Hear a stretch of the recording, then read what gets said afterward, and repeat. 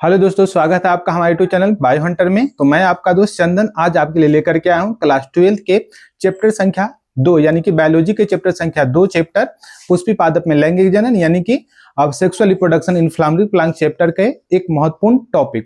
तो वो जो महत्वपूर्ण टॉपिक है वो क्या है आपका एंड्रोसियम। तो आज हम लोग डिस्कस करने वाले हैं, पढ़ने वाले हैं एंड्रोसियम के बारे में, जिसको आप लोग हिंदी में क्या कहते हो, पुमंग कहते हो। ये जो पुमंग होता है ये पुष्प का नर जनन भाग होता है। पुमंग के इकाई को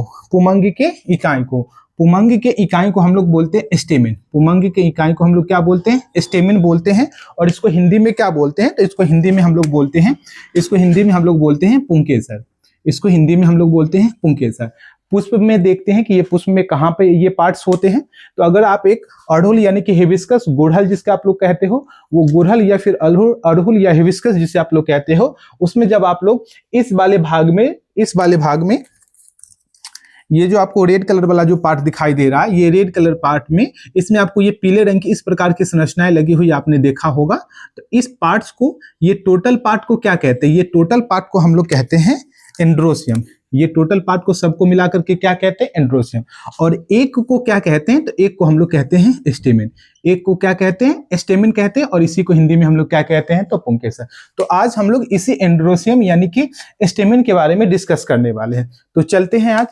तो स्टेमेन यानी कि एंड्रोसियम के इकाई को क्या कहते हैं, स्टेमेन। स्टेमेन के पार्ट्स को जरा हम लोग पहले समझ लेते हैं। तो एक स्टेमेन को जब हम लोग देखते हैं, एक पुंकेसर को जब देखते हैं, तो वो कुछ इस प्रकार की हमें दिखाई पड़ती है, जिसमें आपके क्लास 12 की एनसीईआरटी जो कहती है, क्लास 12 की एनसीईआरटी कहती है कि इसमें मुख्य रूप से 2 ही पार्ट होते हैं। जो एनसीईआरटी की बुक में जो लिखा हुआ है उसकी बात करते हैं। एक जो ऊपर वाला जो पार्ट आपका जो दिख रहा है डिस्टलिन यानी जो ऊपरी जो छोर होता है, इसको क्या बोला है, इसको बोला गया है आपका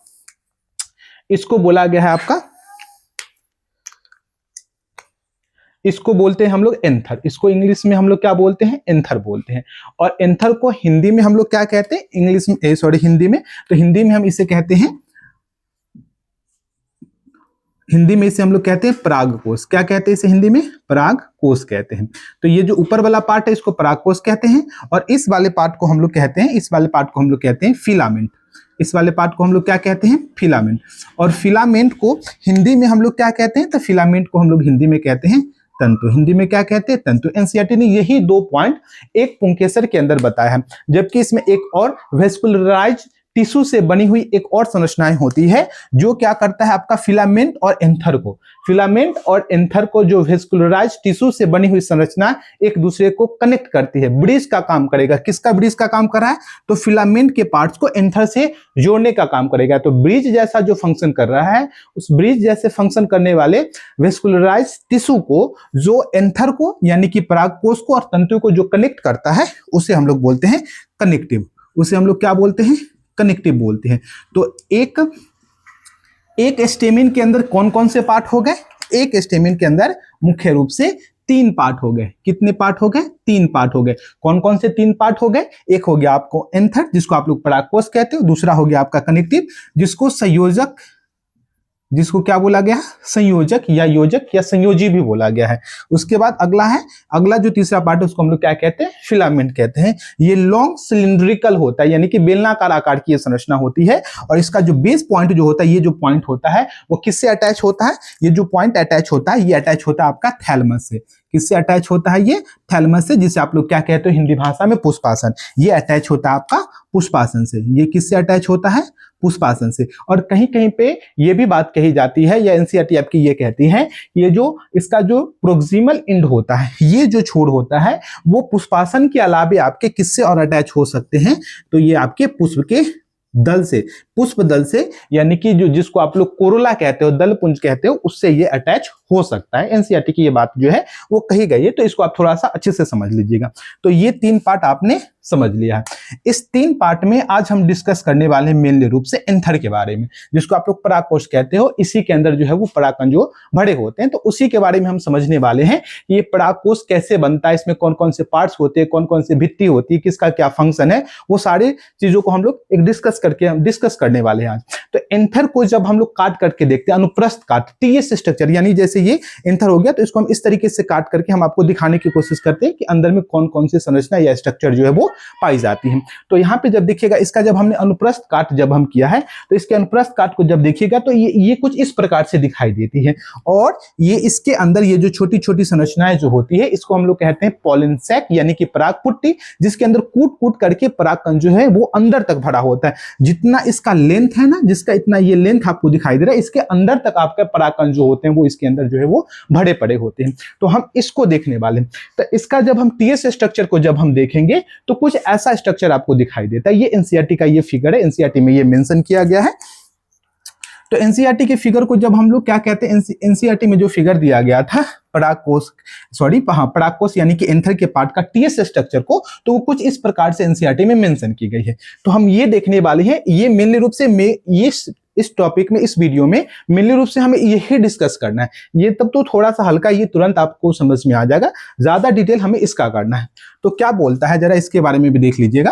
क्या बोलता है कि ये जो एंथर होता है ये बाइलोब्ड स्ट्रक्चर है। बाइलोब्ड का मतलब क्या है, ये दो पाली में बटा हुआ होता है। तो एनसीईआरटी कहती है कि जो पुंकेसर में जो तंतु के ऊपर जो संरचनाएं लगी होती है, जो द्विपालित होता है, उसे क्या कहते हैं हम लोग, उसे हम लोग कहते हैं परागकोश। लेकिन जरूरी नहीं है कि हमेशा जो परागकोश हो, यानी जो एंथर वाला जो पार्ट हो, वो हमेशा द्विपालित हो, ये जरूरी नहीं है। कुछ प्लांट के अंदर ये एक पाली की भी हो सकती है, जैसे कि अड़हुल वगैरह में। अड़हुल जो एक आपका मालवेसी फैमिली से बिलोंग करता है, तो उसके जो एंथर जो होते हैं वो एक पाली के होते हैं, है ना, सिंगल लोब के होते हैं। लेकिन ये कैसा होगा, डबल लोब का होगा, है ना, इसलिए इसको बोला गया बाइलोब्ड। तो ये बाइलोब्ड स्ट्रक्चर ज्यादातर पादपों में, पुष्पी पादपों में जो एंथर होते हैं वो बाइलोब्ड होते हैं, यानी कि इसमें दो पाली आपको दिखाई देता है। अब इसे जरा देखिएगा फिगर में, तो ये जो आपको स्ट्रक्चर इस तरीके से जो दिखाई दे रही है, तो एक पाली इधर हो गया, एक पाली इधर हो गया, एक लोब इधर हो गया, एक लोब इधर हो गया।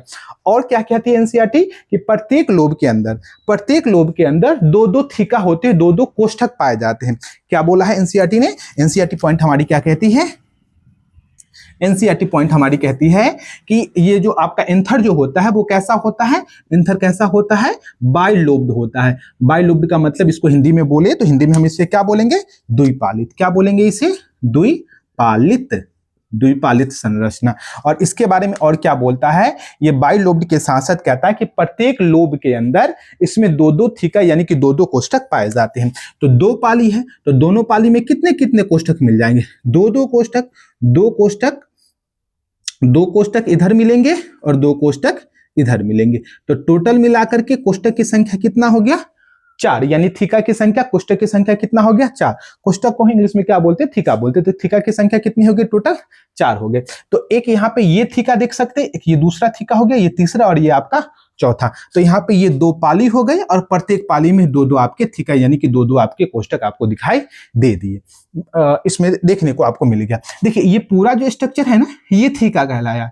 थीका के अंदर जब जाओगे तो वहां पे आपको बताया जाएगा लघु बीजाणुधानी या परागपुट्टी, जिसे आप लोग पॉलन सैक कहोगे। तो चलते हैं, सबको हम एक एक करके देखते हैं। तो पहले क्या बोलता है कि एक परागकोश के जब टीएस स्ट्रक्चर यानी कि अनुप्रस्थ काट को, ट्रांसवर्स सेक्शन को जब हम देखते हैं तो वहां पे आपको ये 3 लेयर और एक ये चौथा लेयर आपको दिखाई देती है। 4 लेयर बेसिकली दिखाई देती है। ये जो ऊपर वाला जो लेयर है, जो सबसे ग्रीन कलर में जो आपको दिख रहा होगा, इसको हम लोग कहते हैं एपिडर्मिस। इसे हम लोग क्या कहते हैं, एपिडर्मिस कहते हैं। एपिडर्मिस हिंदी में इसे क्या कहते हो, हिंदी में इसे हम लोग कहते हैं बाह्य त्वचा। इसे हिंदी में हम लोग क्या कहते हैं, बाह्य त्वचा।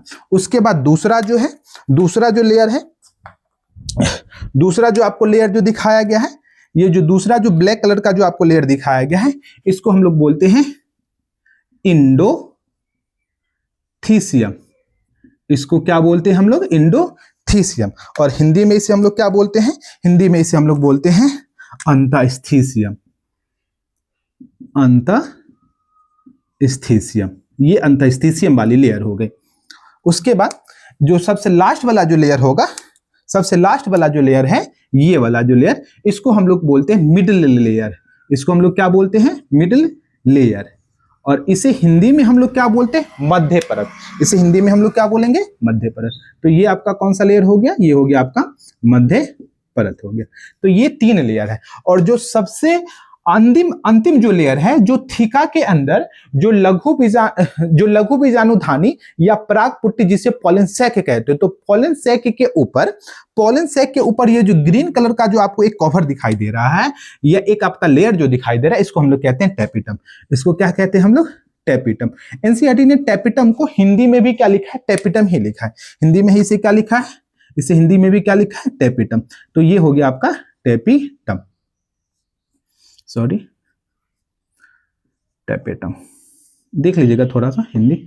टेपिटम ये जो होता है इसको हम लोग क्या बोलते हैं? टेपिटम कहते हैं। तो ये था आपका इसके आउटर स्ट्रक्चर के बारे में कि कौन कौन सा। ये बाह्य त्वचा होगी, प्रोटेक्शन के लिए दिया गया है। इंडोथीसियम होती है, मिडिल लेयर होती है। इंडोथीसियम जो होता है, ये इंडोथीसियम जो लेयर होती है ना, यही डेहिसेंस में मदद करता है। डेहिसेंस में मदद करने का मतलब क्या है? डेहिसेंस का मतलब है कि परागकण के फटने में कौन से लेयर का मुख्य रोल होता है? तो इंडोथीसियम का रोल होता है। उसके बाद हो गया आपका मिडिल लेयर। जो मिडिल लेयर जो होता है ना, वो 1 से 3 परतनुमा होता है, यानी कि 1 से 3 लेयर की होगी। कौन सी? मिडिल लेयर जो होगी वो 1 से 3 लेयर की होगी। इसका काम न्यूट्रिशन भी देना होता है। इसका काम क्या होता है? न्यूट्रिशन देना भी होता है, यानी कि पोषण प्रदान करना होता है। ये अंतस्थिसियम जो होता है वो सिंगल लेयर के होते हैं, और ये आपके ये डेहिसेंस में मदद करता है, परागकण को फटने में मदद करता है, ताकि परागकण जो हो वो क्या कर सके? बाहर निकल सके ये। और उसके बाद जो चौथा जो लेयर होगा उसको क्या कहते हैं? टेपिटम। टेपिटम के अंदर क्या होता है? टेपिटम के अंदर 1 से 3 केंद्रक उपस्थित हो सकते हैं। टेपिटम के अंदर कितने केंद्रक हो सकते हैं? 1 से 3 केंद्रक उपस्थित हो सकते हैं। तो ये आपका इसमें कितने केंद्रक हो सकते हैं? इसमें केंद्रक की संख्या कितनी हो सकती है? इसमें केंद्रक की संख्या 1 से 3 संख्या में इसके अंदर केंद्रक उपस्थित हो सकता है। 1 से 3 की संख्या में इसमें केंद्रक उपस्थित हो सकते हैं। अगर हम टेपिटम की बात करें कि सर टेपिटम का फंक्शन क्या है? टेपिटम का फंक्शन होता है इसके अंदर जो परागकण जो बनेंगे, जो लघु बीजाणु होगा, जो परागकण जो होगा, उसको ये पोषण देगा, उसको ये न्यूट्रिशन देगा। तो यहाँ पे एनसीईआरटी में क्या क्या चीजें मेंशन है वो भी देख लीजिए। तो ये जो बाहर वाला लेयर इसको टेपिटम कहते हैं, ये पोषण प्रदान करेगा, ये पोषण प्रदान करेगा। ये आपको, ये भी आपका न्यूट्रिशन देने का ही काम करेगा, ये भी आपको पोषण ही प्रदान करता है इसके अंदर की संरचना को। उसके बाद जो इंडोथीसियम जो लेयर होती है ये डेहिसेंस में मदद करेगा, और ये जो बाहर जो लेयर होते हैं वो प्रोटेक्टिव इन नेचर है, यानी कि ये सुरक्षा करने के लिए बनी होती है। अगर प्रोटेक्शन के हिसाब से देखा जाए तो ये एपिडर्मिस, जिसको बाह्य त्वचा, अंतस्थिसियम और मध्य परत, ये 3 जो है लेयर है ये प्रोटेक्टिव नेचर के, सुरक्षा करने के लिए दिए गए। जबकि टेपिटम जो लेयर होती है वो पोषण के लिए, किसको पोषण देगा? तो इसके अंदर जो लघु बीजाणु जो होते हैं उनको ये पोषण देने के लिए, या परागकण को पोषण देने के लिए ये टेपिटम पाई जाती है। तो इस वाली संरचना को, ये गोलाकार स्ट्रक्चर को हम लोग क्या कहते हैं? ये जो गोलाकार स्ट्रक्चर है, ये मिटा दे रहे हैं बच्चों। ये जो गोलाकार स्ट्रक्चर है, ये गोलाकार स्ट्रक्चर को हम लोग क्या कहेंगे? इसको हम लोग बोलेंगे लघु बीजाणुधानी। क्या बोलेंगे इसे? लघु बीजाणुधानी। एक और बात हम आपको बता दे रहे हैं, थोड़ा सा ध्यान से सुनिएगा। लघु बीजाणुधानी का ही परिपक्व रूप क्या कहलाता है? परागपुट्टी। क्या कहलाएगा? परागपुट्टी। जब परागपुट्टी लिखेगा तब इसका इंग्लिश लिखेगा पॉलन सैक। क्या लिखेगा इसी को? Pollen sac. तो ये आपको थोड़ा सा ध्यान में रखना है। इस स्ट्रक्चर को हम लोग क्या कहते हैं? Pollen sac. अगर यहाँ पे अगर आपको नहीं दिखाई दे रहा होगा तो आप ध्यान में रखिएगा, लघु बीजाणुधानी को ही हम लोग क्या कहते हैं? पराग पुट्टी कहते हैं, और पराग पुट्टी को ही इंग्लिश में हम लोग क्या कहते हैं? पॉलन सैक कहते हैं। क्या कहते हैं? पॉलन सैक कहते हैं। और पॉलन सैक के ही अंदर परागकण जो है वो भरे पड़े होते हैं। एक बात और याद रखिएगा कि जब लघु बीजाणुधानी बोलिएगा तब कहिएगा कि लघु बीजाणुधानी के अंदर लघु बीजाणु पाए जाते हैं। लेकिन जैसे ही जब हमें बोला जाएगा कि पॉलन सैक या परागपुट्टी, तब हम बोलेंगे कि पॉलन सैक या परागपुट्टी के अंदर जो होते हैं वो परागकण पाए जाते हैं। क्लियर है? कंसेप्ट थोड़ा सा याद रखिएगा। लघु बीजाणुधानी जब बोलेगा तब हम कहेंगे इसके अंदर इस प्रकार की अगर डॉट चीजें जब दे दी जाएगी तब कहेगा कि ये लघु बीजाणु है। लेकिन अगर यही स्ट्रक्चर का नाम लघु बीजाणुधानी ना बोल करके जब परागपुट्टी जब चित्र में जब मेंशन होगा तब उसे क्या बोलिएगा आप लोग? तब उसे बोलिएगा पॉलन सैक। और पॉलन सैक के अंदर जो डॉट वाली जो चीजें दिखाई दे रही है तब इसको बोलिएगा परागकण, जिसको पराग भी हम लोग बोलते हैं। परागकण या पराग एक ही मतलब होता है ये चीजें। तो ये जो थी वो आपका एनसीईआरटी में जो चीजें मेंशन थी वो चीजें हमने डिस्कस कर ली ये फिगर में। अब हमें क्या है, ये जो पॉइंट है ना, ये जो आप जो देख रहे हो ना, यही वेस्कुलराइज्ड टिश्यू यानी जिसको कनेक्टिव कहते हो, तो ये कनेक्टिव दिया गया। ये स्ट्रक्चर तो ऐसे था ना, ऐसे, तो ये यहाँ पे जो अटैच था ये वाला पॉइंट, तो ये वाला पॉइंट को, इस वाले पॉइंट को यहाँ पे दिखाया गया, तो ये कनेक्टिव है, ज्यादा आपको परेशान होने की जरूरत नहीं है। ये कनेक्टिव के लिए यहाँ पे ये पोजीशन दी गई है। तो इसमें कितने लेयर मिले, 3 लेयर। कौन कौन सा, बाह्य त्वचा, अंतःस्थितिम और मध्य परत। और जो सबसे लास्ट वाला होगा जो न्यूट्रिशन के नेचर के होंगे, यानी कि जो पोषण प्रदान करने वाले नेचर के होते हैं, उसको क्या कहते हैं, टेप्टम। टेप्टम के अंदर कितने केंद्रक पाए जाते हैं, तो 1 से 3 केंद्रक जो है वो पाए जाते हैं। इसमें डीएनए वगैरह भी इसी में होता है आपका। इसके जो कोशिका द्रव्य होते हैं वो डेंस होते हैं, यानी कि सघन होता है, जटिल होता है। इसमें खूब ज्यादा इसमें जो है वो जीव द्रव्य जो है साइटोप्लाज्म जो है इसके अंदर पाए जाते हैं। अब यहाँ पे देखिएगा, ये कुछ अलग से अलग जो चीजें वो आपको दिख रही होगी, ये एनसीईआरटी में नहीं है, बट आपको इस चीजों को समझने के लिए कि इसका निर्माण कैसे हुआ है, इन चीजों को समझाने के लिए हमने ये फिगर को जो है वो हमने ड्रॉ किया। तो ये जो फिगर आपको दिख रहा होगा, ये एनसीईआरटी में मेंशन नहीं, साइड बुक में भी है, बट इतना डिटेल नहीं किया गया। तो इसको हमने आउट ऑफ एनसीईआरटी हमने लिया है, जो साइड बुक में या फिर आपको एनसीईआरटी में ज्यादातर देखने को नहीं मिल रहे। तो इसको थोड़ा सा आपको अच्छे से समझने की जरूरत है। अगर आप क्लास 12 के स्टूडेंट हो तो आप इसे अगर बोर्ड के एग्जाम से सोच रहे हो तो ये थोड़ा बहुत आप स्किप भी कर सकते हो, लेकिन नीट वगैरह के एग्जाम के लिए ये सब जो चीजें वो इंपॉर्टेंट हो सकता है, और आप नॉलेज के लिए भी इसे आप जान लीजिएगा तो ये बहुत ही अच्छा होगा आपके लिए। तो अगर सिर्फ बोर्ड के हिसाब से देख रहे हो कि जो एनसीईआरटी कहती है, तो केवल आप इतना ही देख लो, इतना ही में आपका जो बोर्ड एग्जाम है वो अच्छे से कवर हो जाएगा। सारे चैप्टर उस चैप्टर में, या फिर एनसीईआरटी जो कहते हैं वो सारी चीजें इसी में आपका कवर हो जाएगा। क्लियर है? तो ये चीज, तो इसमें इसको जब देखिएगा तो इसमें क्या बोलता है कि जब ये जिसको आप लोग एंथर कह रहे हो, एंथर जब परिपक्व नहीं है तब ये कुछ इस प्रकार से आपको दिखाई देगी। अगर एंथर जब परिपक्व है तो आपको ये सब सारी चीजें आपको देखने को मिलेगी। ठीक है, ये सब सारी चीजें आपको देखने को मिल जाती है। लेकिन जब एक एंथर जब परिपक्व नहीं हुआ है, जब एक एंथर जो है वो परिपक्व नहीं हुआ, तब आपको जब देखोगे तो वो कुछ इस प्रकार की दिखेगी। इसमें कोई आपको लोब पॉलिश में नहीं दिखाई देगी, जैसे इसमें लोब बन गया है, लेकिन इसमें कोई लोब नहीं, क्योंकि अभी ये मैच्योर नहीं है। यानी कि हम ये अपरिपक्व एंथर की बात करते हैं, तो अपरिपक्व एंथर से हम परिपक्व एंथर बनाने की कोशिश या प्रोसेस को हम समझाने वाले हैं। तो जैसे कि अगर हम अपरिपक्व एंथर को जब देखते हैं तो उसकी जो बाहर वाली जो त्वचा होती है या बाहर वाली जो लेयर होती है उसको क्या कहते हैं, एपिडर्मिस कहते हैं। क्या कहते हैं उसको हम लोग, एपिडर्मिस। एपिडर्मिस के अंदर जब चलते हैं तो वहां पे मेस्टमेटिक टिश्यू यानी कि विभाज्य ऊतक उसके अंदर आपको देखने को मिल जाता है। इसमें कौन से ऊतक पड़े हैं, विभाज्य ऊतक। इसके अंदर जो आपको ये जो टिश्यू दिखाई दे रही है ये ग्रीन कलर का, ये कौन से ऊतक है, मेस्टमेटिक टिश्यू यानी कि विभाज्य ऊतक है। इसी की जो कोशिकाएं होती हैं वो आगे चल करके पैरेनकाइमेटिक सेल बना लेती है, और ये पैरेनकाइमेटिक जो सेल्स होती है, या अगर उतना नहीं समझ में आ रहा है तो आप सिंपल सी बात समझिएगा, बाहर वाला लेयर जो है वो एपिडर्मिस, अंदर वाली जो आपके टिश्यूज जो आपको ऊतक जो दिखाई दे रही है वो कौन सा टिश्यू है, तो मेस्टमेटिक टिश्यू।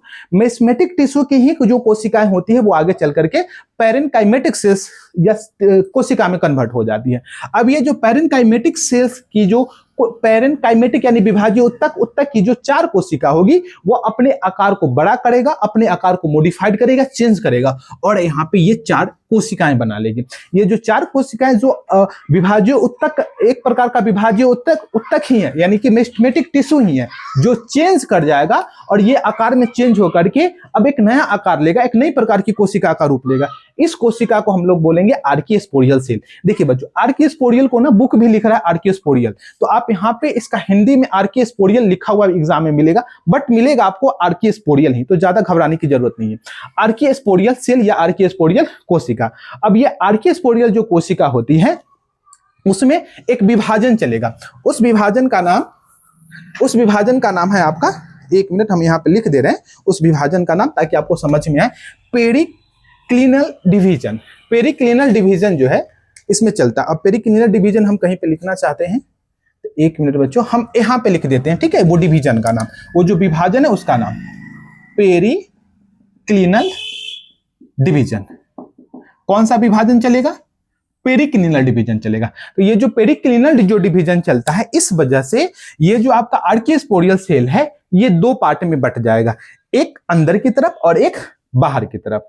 यहाँ पे देख सकते हो ये चारों सेल था, ये चारों आपके आर्कियोस्पोरियल सेल है। जो क्या करेगा, आगे चल करके इसमें एक डिवीजन चलेगा, एक विभाजन चलेगा। कौन सा विभाजन चलेगा, तो पेरिकिनिलियल डिवीजन चलेगी। पेरिकिनिलियल डिवीजन के या पेरिकाइनिलियल डिवीजन चलने की वजह से, ये पेरिकाइनिलियल डिवीजन चलने की वजह से यहाँ पे ये जो कोशिका होगी वो दो कोशिका को जन्म देगा, एक अंदर की तरफ और एक बाहर की तरफ। जो अंदर की तरफ है, जो अंदर की तरफ है उसे कहा गया है बीजाणुजन कोशिका, उसे क्या बोला गया, बीजाणुजन कोशिका। जो बाहर की तरफ है उसे बोला गया प्राथमिक भित्तीय कोशिका, इसे क्या बोला गया, प्राथमिक भित्तीय कोशिका। प्राथमिक भित्तीय कोशिका को इंग्लिश में क्या बोला गया है, पेराइटल सेल। तो एक कोशिका बना है पेराइटल सेल और एक कोशिका बना है आपका इंग्लिश में स्पोरोजेनस सेल। तो आपसे कोई पूछे कि आर्कियोस्पोरियल सेल में जब पेरिकिनियल डिवीजन जब चलेगा तो कितनी कोशिकाएं बनेगी, दो कोशिका, एक अंदर की तरफ और एक आपका बाहर की तरफ। जो बाहर की तरफ होगा उसको हम लोग कहेंगे पेराइटल सेल, जो अंदर की तरफ बनेगा उसको हम लोग बोलेंगे स्पोरोजेनस सेल।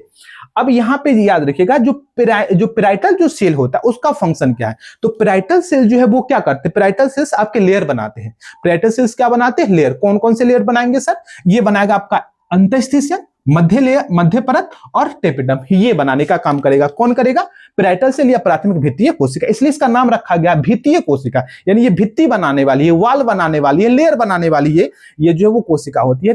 ये जो आपके प्राथमिक भित्तीय कोशिका यानी पेराइटल जो सेल्स होते हैं वो इंडोथीसियम बनाएगा, मिडिल लेयर बनाएगा और टेपिटम बनाएगा। जबकि जो बीजाणुजन कोशिका जिसको स्पोरोजेनस सेल बोला गया है, यही स्पोरोजेनस सेल आगे चल करके क्या बनाएगा, ये कोशिका की संख्या को बढ़ाएगा और बन जाएगा स्पोरोजेनस टिश्यू। तो एनसीईआरटी ने क्या लिखा, एनसीईआरटी ने क्या कहता है, एनसीईआरटी के जो फिगर में जब देखिएगा तो एनसीईआरटी की फिगर में यहां से लाइनिंग निकाल करके और एनसीईआरटी, इसको मिटा रहे हैं बच्चों, इसके अंदर से एक एरो लेकर के और एनसीईआरटी ने क्या लिखा है यहां पे, स्पोरोजेनस टिश्यू।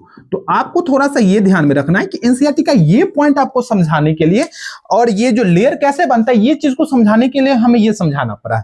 तो आप क्या यहाँ पे ध्यान में रखोगे कि इसके अंदर जो एनसीईआरटी कहती है स्पोरोजेनस टिश्यू, ये स्पोरोजेनस टिश्यू आया कहां से, स्पोरोजेनस सेल से। स्पोरोजेनस सेल कहां से आया, आर्कियोस्पोरियल सेल से। आर्कियोस्पोरियल सेल कहां से आया, मेस्मेटिक टिश्यू से। तो मेस्मेटिक टिश्यू की जो कोशिका है वो डिवीजन, वो अपना मॉडिफिकेशन किया है, 4 कोशिका, और 4 कोशिका मॉडिफाइड होकर के, चेंज होकर के अपने आकार को बड़ा कर लिया है। उसके अंदर सघन कोशिका द्रव्य उसमें देखने को मिल जाएगा और फिर वो कोशिका कहलाया जाएगी आर्कियोस्पोरियल सेल। आर्कियोस्पोरियल सेल में लगातार विभाजन चलेगा और लगातार विभाजन चलने की वजह से आर्कियोस्पोरियल सेल में विभाजन चलेगा। कौन सा विभाजन चलेगा, तो पेरिकिनियल डिवीजन चलेगा। और ये जो पेरिकिनियल जो डिवीजन या विभाजन है उस वजह से यहाँ पे 2 प्रकार की कोशिका बनेगी, एक पेराइटल सेल और एक आपका स्पोरोजेनस सेल। पेराइटल सेल को प्राथमिक भित्तीय कोशिका, जबकि अंदर वाले को हम लोग क्या बोलेंगे, बीजाणुजनक कोशिका, जिसको इंग्लिश में हम लोग बोलेंगे स्पोरोजेनस सेल। स्पोरोजेनस सेल ही आगे जब अपनी संख्या बना लेगा और जब टिश्यू के रूप में कन्वर्ट हो जाएगा तब हम उसे क्या बोलेंगे, स्पोरोजेनस टिश्यू बोलेंगे। अब क्या है, इसके बाद की चीजें एनसीईआरटी कुछ अच्छी बातें लिखी है कि इसके बाद ये सब पॉइंट एनसीईआरटी नहीं बताया, डायरेक्टली वो यहां से बता रहा है कि स्पोरोजेनस जो सेल्स होते हैं, ये स्पोरोजेनस सेल या जो टिश्यू होते हैं, यही आगे चल करके इसकी प्रत्येक कोशिका बना लेगा। इसकी प्रत्येक कोशिका, इधर लिख देते हैं बच्चों, इसकी प्रत्येक कोशिका क्या कर लेगा, इसकी प्रत्येक कोशिका क्षमता रखता है एमएमसी में कन्वर्ट होने का। एमएमसी का मतलब है माइक्रोस्पोर मदर सेल, जिसे आप लोग कह सकते हो पोलेन ग्रेन मदर सेल या पोलेन मदर सेल। क्या कह सकते हो, पोलेन मदर सेल, यानी प्राग मातृ कोशिका, और इसे कहेंगे लघु बीजाणु मातृ कोशिका, जिसे इंग्लिश में हम लोग बोलेंगे माइक्रोस्पोर मदर सेल। तो माइक्रोस्पोर मदर सेल और पोलेन मदर सेल, तब इसे जब पोलेन मदर सेल लिखेगा ना तब इसका शॉर्ट फॉर्म लिखेगा, जब पोलेन मदर सेल लिखेगा, जब इसे पोलेन मदर सेल जब लिखेगा, अगर आपको नहीं दिखाई दे रहा होगा तो हम इधर डिस्कस कर देते हैं इस वाले पॉइंट को। एमएमसी को हम लोग क्या कहेंगे, माइक्रोस्पोर मदर सेल, और हिंदी में क्या कहिएगा, लघु बीजाणु मातृ कोशिका। हिंदी में इसे क्या बोलेंगे, लघु बीजाणु मातृ कोशिका। लघु बीजाणु मातृ कोशिका को ही दूसरी भाषा में क्या बोला है, इसे बोला है पीएमसी। जिस तरीके से एमएमसी उसी तरीके से पीएमसी, पोलेन मदर सेल। तब इसका फुल फॉर्म क्या लिखोगे, जब पीएमसी लिखेगा तो पोलेन मदर सेल। और हिंदी में इसे क्या कह देंगे, पराग मात्री कोशिका। जैसे ये कहलाएगा लघु बीजाणु मात्री कोशिका, उसी तरीके से ये कहलाएगा आपका पॉलिन मदर सेल या पॉलिन ग्रेन मदर सेल। अब ये संरचना से किसका निर्माण होगा, ये जो संरचना आपको दिखाई दे रही है, इस संरचना से आगे चल करके बनते हैं माइक्रोस्पोर यानी कि लघु बीजाणु। किसका निर्माण होगा, लघु बीजाणु का। तो ये जो संरचना है, ये जो संरचना आगे चल करके क्या बनाएगा, ये बनाएगा आपका लघु बीजाणु। और लघु बीजाणु आगे चल करके अर्धसूत्री विभाजन अपनाए, सॉरी, ये लघु बीजाणु जो मातृ कोशिका था, इसमें जब अर्धसूत्री विभाजन होगा तब बन जाएगा वो लघु बीजाणु। तो कोई आपसे पूछे कि एमएमसी से जो लघु बीजाणु जो बनते हैं वो किस विभाजन से बनते हैं, तो अर्धसूत्री विभाजन से। और अर्धसूत्री विभाजन होने की वजह से यहाँ पे 4 लघु बीजाणु बनते हैं। और जब 4 लघु बीजाणु एक साथ रहते हैं तब इसे हम लोग बोलते हैं माइक्रोस्पोर टेट्राड, और हिंदी में बोलते हैं लघु बीजाणु चतुष्क। तो ये जो लघु बीजाणु जो चतुष्क बने हैं वो किस विभाजन से बना है, अर्धसूत्री विभाजन से। किससे बना है, एमएमसी से या फिर पीएमसी से बना है। अब ये स्ट्रक्चर ही आगे चल करके जब इसके ऊपर बाह्य चोल और जब अंतःचोल जब बन जाती है तब ये लघु बीजाणु आगे चल करके एक नया रूप लेगा और उसे तब हम लोग कहेंगे परागकण।